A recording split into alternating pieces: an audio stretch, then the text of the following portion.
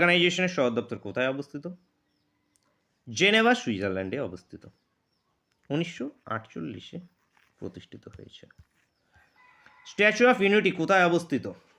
Statue of unity important, আমাদের গুজরাটে অবস্থিত স্ট্যাচু অফ ইউনিটি।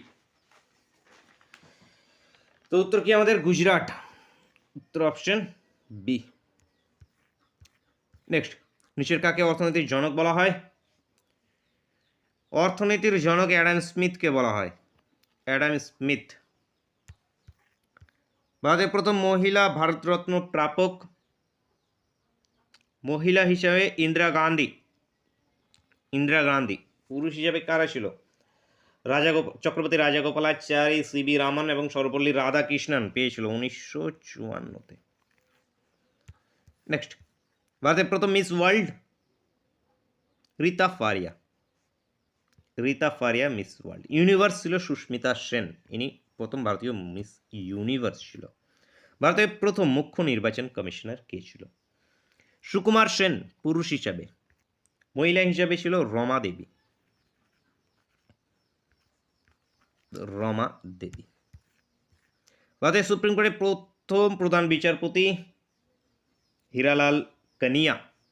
হীরালাল কাহেনিয়া পুরুষ, মহিলা ছিল ফাতিমা বিবি। ভারতের প্রথম লোকসভা স্পিকার? জিভি মাভলঙ্কর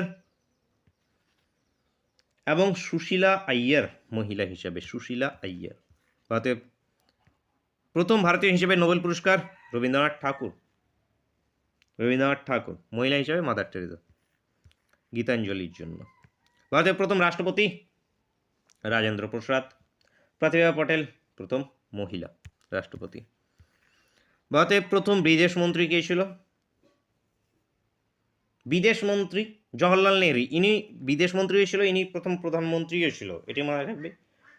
উপপ্রধানমন্ত্রী সর্দার বল্লভভাই পটেল ছিলেন। অর্থমন্ত্রী আর কে চেট্টি ছিল, মনে রাখবে।